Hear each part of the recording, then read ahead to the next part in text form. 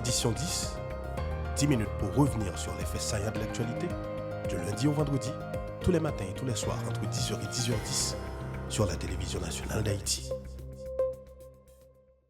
Mercredi 16 octobre 2024. Bonsoir à toutes et à tous. Bienvenue à la troisième sortie d'édition 10 pour cette semaine. Au micro pour la présentation, Mikerline Destiné. À la une de l'actualité, le Premier ministre Gary Coney a présidé le 16 octobre 2024 son 6e conseil de gouvernement en sa résidence officielle à Musso, à Delma 60. Une rencontre axée sur la déportation massive de nos compatriotes évoluant en République dominicaine. Le gouvernement a adopté une résolution condamnant la politique migratoire de la République voisine pratiquée en violation des procédures légales et en dehors du respect de la dignité des migrants. Il s'agit de pratiques discriminatoires à l'égard des migrants et certains d'entre eux sont des étrangers, s'insurge le gouvernement haïtien. Le conseil de gouvernement a aussi planché sur les dispositions à adopter par les élus locaux pour accueillir convenablement les rapatriés. Par rapport à la conjoncture politique, tout en prônant le dialogue et la concertation, le conseil de gouvernement se dit solidaire du Premier ministre dans sa décision de s'opposer à tout changement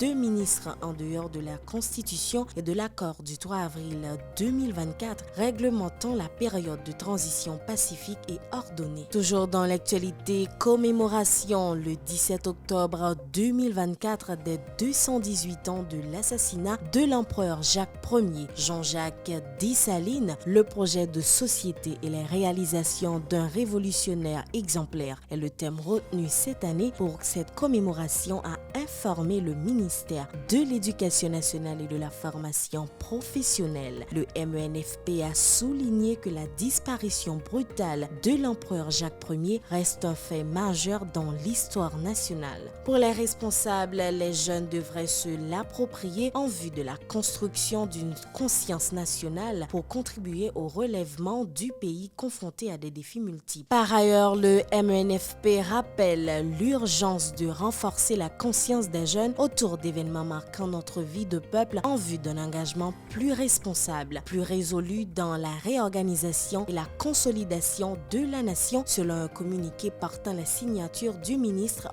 Augustin Antoine. Le Comité national sur les restitutions et réparations organise une retraite spéciale du 17 au 20 octobre 2024. Les organisateurs profiteront de l'occasion pour faire le point sur les travaux entamés depuis la création de cette structure en mai 2024. Des experts et scientifiques ainsi que d'autres acteurs prendront part à cette activité à l'issue de laquelle le comité proposera des solutions concrètes en tenant compte des réalités historiques, économiques et juridiques. Selon les responsables, cette retraite représente une étape importante dans l'avancement des demandes de réparation pour Haïti. Les informations se poursuivent. Les activités inscrites dans le cadre de la chaire Montferrier d'Orval se sont poursuivies le 16 octobre au niveau de la faculté de droit et des sciences économiques FDSE, transférée temporairement à Bourdon dans les locaux de l'Office de la protection du citoyen. Santé, sport et protection sociale, tel est le thème de cette nouvelle édition des mercredis de la chaire. Selon les organisateurs, ces concepts revêtent une importance majeure dans le cadre du processus de développement de la société. Invité à cette activité, le professeur Henri Marge d'Orléans estime que la chaire Montferrier d'Orval offre l'opportunité d'analyser en profondeur la Constitution de 1987 et de faire des recommandations aux autorités en vue de la réforme envisagée au niveau de la loi mère. Pour sa part, le spécialiste en droit des sports Nathan Laguerre s'est prononcé en faveur d'une plus grande intégration des sports dans la vie sociale des citoyens et dans la Constitution pour favoriser le développement du pays. Midra Emilias et Fleury Jean nous présentent un extrait. Sport là, c'est son droit fondamental lié pour tout le monde. Il y a une charte UNESCO en ce sens, il y a un principe qu'il y a charte olympique là, il y a une convention relative à mon situation de handicap qui traitait de ça. Et puis, sport là, tout lié au contact de plusieurs autres droits. Ça veut dire qu'on prend un droit à l'éducation, qu'on prend un droit à la santé, qu'on prend on doit au bien-être lié avec. Nous avons une série de thématiques que nous avons choisies pour nous faire évaluation. Ou ensemble de 15 thématiques que nous avons choisies pour nous faire intervention. Qu'on a nous 6e thématique là. Aujourd'hui, nous avons parlé de santé, nous avons parlé de sport, nous avons parlé de protection sociale. Ça veut dire, quand on prend une question, on a regardé qui sa constitution dit de question. Est-ce que ça le dit à compte? Est-ce que ça le dit à bon? Et puis, on a fait une évaluation là-dedans pour nous voir qui recommandations que nous avons. Autre point dans l'actualité, les membres de la commission Vérité, Justice et Réparation ont déjà reçu les doléances de plusieurs victimes et certains cas ont déjà été traités, selon le président de cette structure, Jean-Gardy Maisonneuve. Dans une interview à la télévision nationale d'Haïti, le 16 octobre, le responsable a précisé que la commission devra enquêter sur un ensemble d'actes criminels perpétrés dans le pays au cours de la période 2018-2024. Les travaux de la commission devront permettre aux victimes d'obtenir justice et réparation suite aux préjudices subis dans le cadre de l'escalade de la violence dans le pays, a rappelé Jean-Gardy Maisonneuve au micro de Luinel Jean-Louis et Rémi Godjit. L'objectif là, c'est enquêter sous 2018 à 2024, juin 2024, sur ensemble de crimes qui mènent nous là. Nous connaissons une connexion à la question crime et il y a une dilapidation du fonds Petro-Caribé et les gens qui ont un gros intérêt qui continuent à investir dans le gang pour créer une stabilité pour ne pas arriver sur eux. Et donc, nous avons pour nous faire une investigation sur ça. Nous avons pour nous garder ça qui mène le pays à là et ça qui est pour la justice à la justice. Et réparation, je un moyen pour permettre que les gens qui perdent tout ça au gain, par exemple, moi, je viens de gens qui viennent parler avec moi et qui disent mon père, j'ai un business qui coûte 12 millions de gouttes. Qu'on n'y a pas acheté un grain de sari pour petit moi. Si je suis petit malade, je ne peux pas. C'est vrai! Il y a des gens qui disent mon père, j'ai combien de cailles c'est sur le vivre. J'ai combien de cailles et Cafoufeuille, j'ai cailles quoi des bouquets, qu'on n'y a pas c'est des cailles là je vivre. Donc c'est gens qui pour nous garder réparer les zones, ben au cas de point d'interrogation. Est-ce que les moyens sont là? Donc, nous avons pour nous travailler sur ça, pour nous regarder qui moyens gagnent. Et nous faisons plusieurs réunions entre nous-mêmes, entre les membres, entre les commissaires. Donc, c'était une très bonne ambiance. Tout le monde dit que la vérité soit mise en lumière, que tout le monde voit que la vérité est s'allier, et que la justice soit faite. Et que réparation juste et équitable doit adjoindre tout le monde qui est victime, qui perd, même monde qui perd madame, petite, maman. Je dit ça, on le. Après événement Cafoufeuille, dans l'IPN, il y a une madame qui a fait manger. Pendant la fait manger, il y a un monde qui l'a qui a pour les motos. Et puis la terre moto dans l'estomac, madame. Madame n'a mouru sur le champ. Jusqu'à présent, là, ça ne pas en prison, ça ne pas avant. Et puis, madame n'a mouru de sa belle mort. En tant qu'il y a une injustice, tant qu'on est à tous côtés, il faut une commission qui fait lumière pour permettre que Mounio dit que, une fois pour toutes, crime pas de fait dans le pays. Mais nous avons un doute. Il faut que la réforme judiciaire la faite.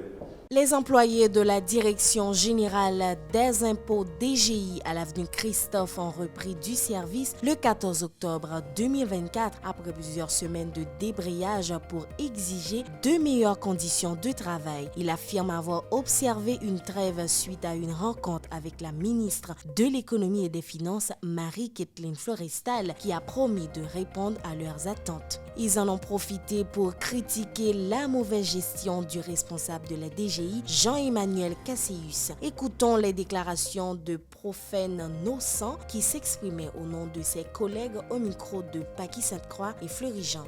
Question de salaire, là, nous toujours Kimbel. 4 de bilan, nous toujours Kimbel. Pour l'assurance, nous toujours Kimbel. Et meilleures conditions de travail pour contribuer à besoin de plus bon service, nous toujours Kimbel. Mais nous sommes arrivés à nous entendre avec un comité qui a été mis sous pied au niveau de l'administration là. nous avons joué une entente avec eux. Entente là, c'est qui ça le dit? C'était nous baillons 3 mois jusqu'à 31 décembre pour commencer à résoudre quelques problèmes. Ils ont accepté avec nous que pas de problème, il a commencé à améliorer quelques bagailles. Nous demander, nous arrivons à la possibilité de jouer en trêve qui a duré jusqu'à 31 décembre. Trêve là fait sans casser. Parce que le fait qu'il était venu pour te maspiner nous avec ni la police ni le juge de paix, nous venons dire nous pas accepter ça dans main, il vient nous elmi gérer. Nous pas un problème personnel avec. Nous pas aucun bagage n'a réglé ce côté avec. Mais au niveau d'administration là, nous dit nous pas servir avec. Nous pas servir avec encore parce que il fait 4 ans de directeur général de DGI, au lieu de DGI avancé, DGI fait bac. Pour finir, le 14e sommet international de la finance du groupe Croissance s'est achevé le mercredi 16 octobre 2024 à Pétionville. Une activité qui a réuni pendant 3 jours des représentants du secteur de la finance et des universitaires autour des difficultés inhérentes à la conjoncture et de proposer des pistes de solutions. Relancer les activités économiques, stimuler la croissance, les investissements directs et l'intégration de la diaspora ont animé les débats. Suivez les précisions du PDG du groupe Croissance, Kisner Farel, recueilli par Rachel Saint-Fort et Bernard Marseille. Si nous mettons $, 132 gouttes pour $1, ça veut dire qu'on va $1 milliard de support après choc sur ce plan-là. Et jusqu'à présent, international là, et ça veut dire lip service là, il y a une promesse, mais l'argent pour décaisser. Troisième possibilité, c'est le financement. Seule bonne nouvelle dans le financement, c'est que nous diminuons le service dette là parce que le Venezuela a retiré 1,7 milliard de $. Ça permet que nous réduisons le service de la dette, mais ça va permettre que nous ayons plus d'argent pour nous financer l'économie. On a invité la diaspora de manière émotionnelle, ça va dire faire le cadeau tout à l'argent parce que thème n'a pas voulu dire c'est prendre l'argent que vous voyez là pour investir avec nous. L'argent, ça, c'est l'argent qui est allé vers la consommation, c'est l'argent que nous connaissons très bien qui est allé vers payer caille, payer l'école, payer enterrement. Donc, nous ne pouvons pas mettre l'argent comme ça. Mais c'est pour les gens qui sont dans la diaspora, qui peut-être parfois qu'on a la retraite, qui gagnent épargne là, qui ont disponibilité.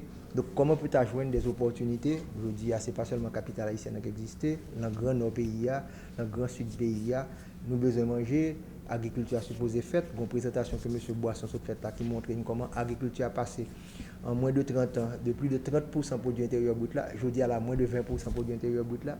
Le secteur industriel a baissé tout. Et comment pour le service là, particulièrement le service touristique, qui a supporté l'économie pour nous relancer tout élément ça. Voilà, c'est ici que s'achève ce numéro d'édition 10. Merci de l'avoir suivi.